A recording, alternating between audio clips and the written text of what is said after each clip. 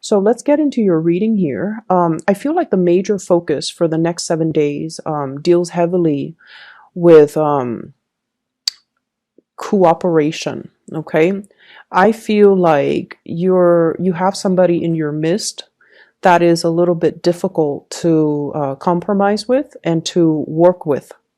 I see the energy of somebody who is dragging their feet, like they're very slow to act. And I feel in the more extreme sense, they could be a little bit lazy. And then in a milder sense, they can just, take their sweet time. They don't really do things with a lot of urgency. And so I see this image of a polar bear, and it's just sitting in one place, and it's just, snacking on the salmons, and it's not really doing much. And I feel like you're nudging the bear. You're like, get going, get moving, do this, do that.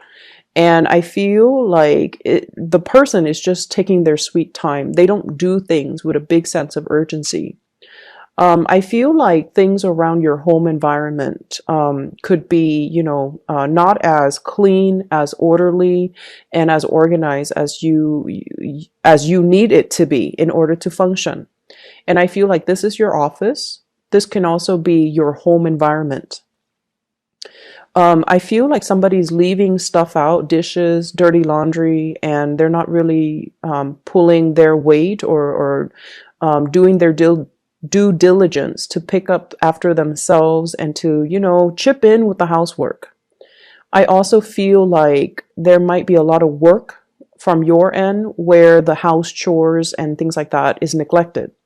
And it's showing up greatly in this card here, the Empress. She rules the home, and she rules like a neat and orderly environment. And this is pretty much, owning your space, claiming your space, and putting things away where they belong. And I feel like you're coming to a head, you're coming into conflict with another person that you might share space with. So if you're co-parenting, you could also be, sharing that space. If you're working with another person and you're sharing an office, or if you're sharing a cubicle, there could be a lot of invasion of your space, noise violation, lack of orderliness, and things like that. And I also feel like, you're doing your part to really take care of the home environment here with the Queen of Pentacles, and the other person with the Five of Pentacles, they're not really chipping in. So there's like disputes and arguments about space, about orderliness, about cleanliness in the home front. In your love relationships, what I feel though is there's a need to compromise. Okay, there's a need to kind of like, I see a lot of discussions and talks between you and your partner about big goals and big plans. Where are we going to live? Where are we going to buy property? When are we going to settle down? When are we going to, start building a family? So I see you and your partner talking a lot about plans, dreams, aspirations. If you're not in a committed relationship, I see you're getting to know somebody and you're finding out, about their dreams, their passion, their long-term goals, and about where they're planning to be, what they see themselves doing in about 5 years' time, 3 years' time. And I feel that the person that you're dealing with, we have here a fire sign, Sagittarius, Aries, or Leo. This is somebody who is, a leader in their own right. Okay, so this is somebody that leads the way, that takes charge, that takes a lot of initiative.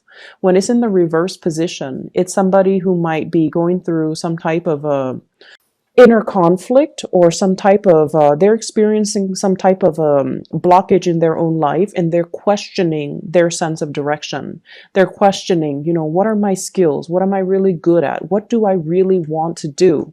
I see this as somebody who is who has a lot of ideas, and I feel like they initiate or start a lot of things, start a lot of projects, start a lot of, get the ball rolling on many, many things, but they might have difficulties finishing them.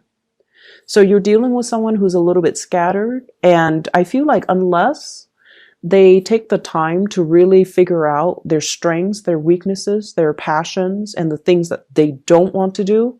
It's going to be really hard for this person to arrive at a sense of direction when it comes to overall plans and how you fit into their life goals and how you fit as a relationship partner into their life trajectories.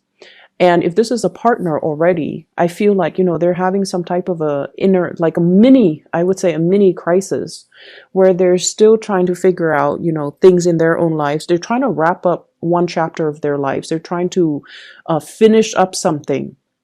For some of you, this could be the partner dealing with school.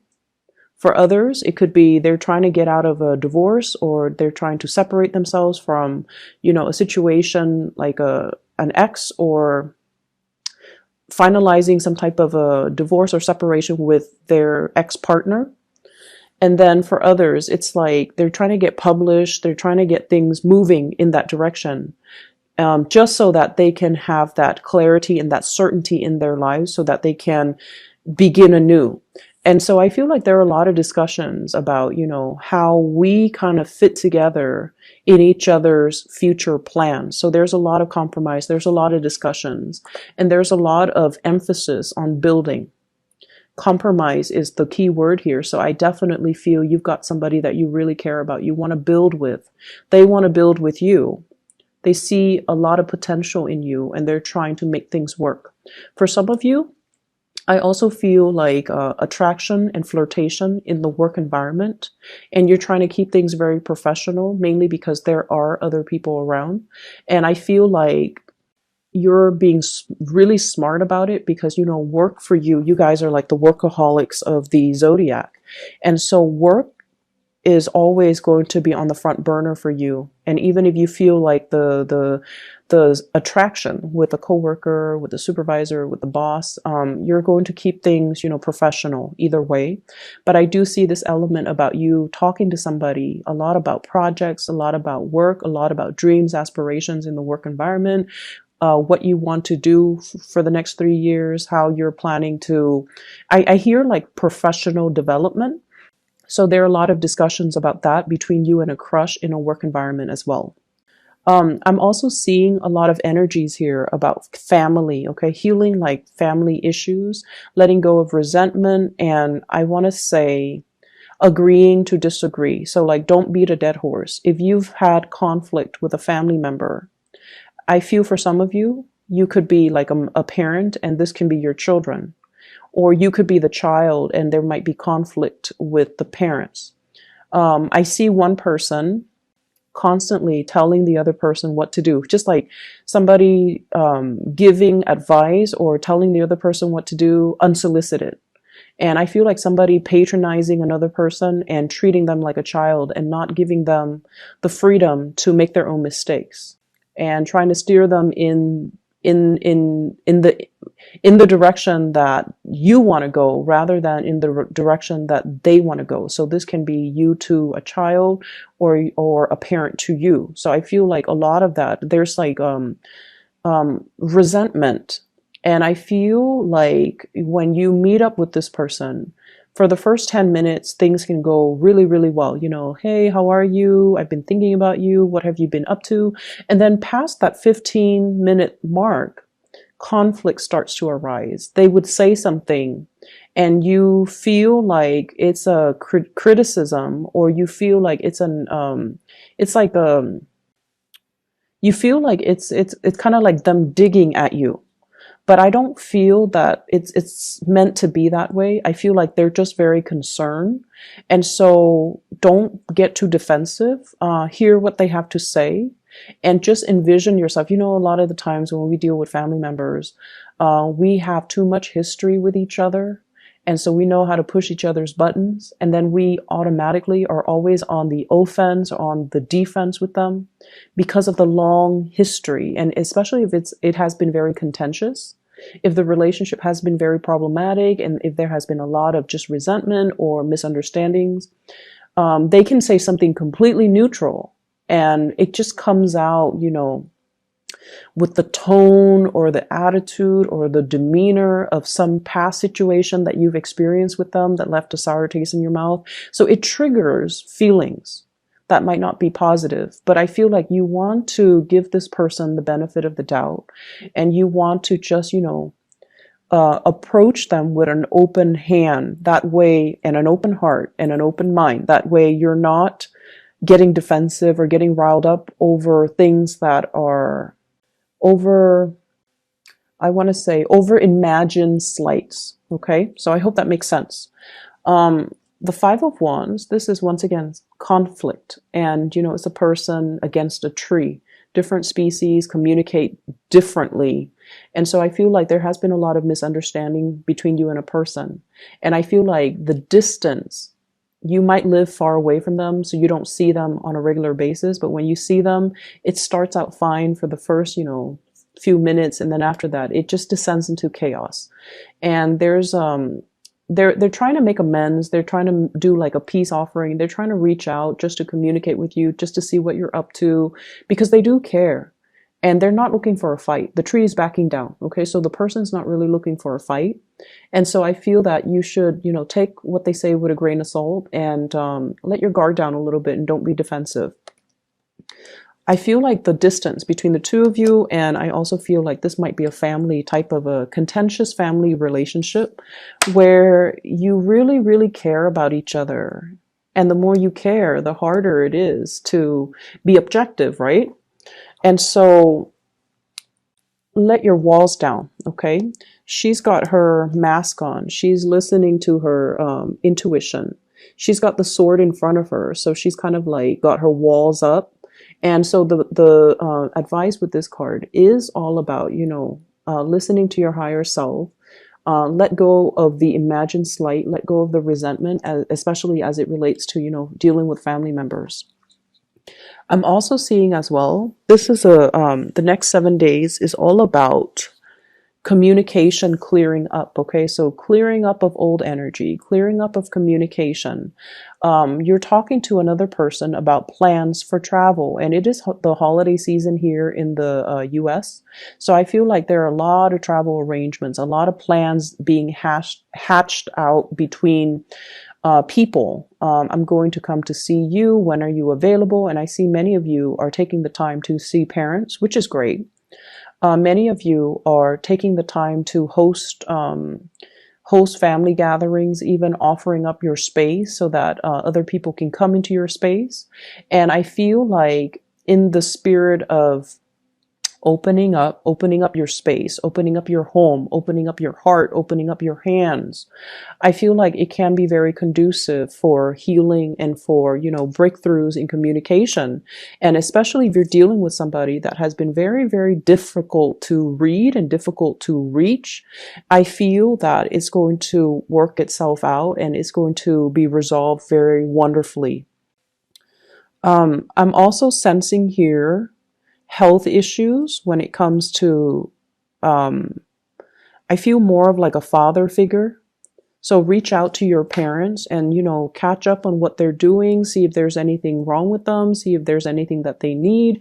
I see a lot of people who, if your fathers are still around, there might be, it's like he's craving some attention. He's kind of like, hey, come see me, but he doesn't really want to express it. Okay, so it's like the stern paternal figure that doesn't really like to reveal his emotions and doesn't really talk about his emotions. And when he sees you, he might keep a poker face and he might not be able to express, wow, I'm really glad to see you. So I feel like you might want to, maybe that message applies to a few of you, but it's important that you try to reach out and see if there's anything he needs, if there's anything that you can do. The last thing that I see coming into the picture here, we have here the Page of Coins. And this is a card about learning. So this is the Page of Pentacles. This is a card about acquiring new knowledge, learning, possibly even being in an environment where you're attending a lot of training seminars, where you are coming into contact with people who are really, really knowledgeable in their field. And they're kind of lighting a spark of inspiration from within you. So they're giving you ideas and snippets and inspiration. And I feel like you have somebody in your midst that's very knowledgeable about, whatever they're training you on. I feel a lot of it is about expansion. So it could be like, career development. It could also be, like financial planning, taking control of your financial future, how to accumulate more money, how to invest. You're doing some type of a course. You're doing some type of learning, and I feel like whatever you're learning, I see you with a group of people that you really get along with, that you really enjoy their company, and everyone is there to build something, to learn something, and to get something out of it, to make the most of the situation. And with this situation, I feel like whatever you put in is what you're going to get out. So I feel like there are a lot of activities for group work. I also feel like you're going to come away with it, from it with a lot of knowledge and a lot of skills to help yourself professionally. I also see this element here about being very, very, like stage fright is what I'm getting.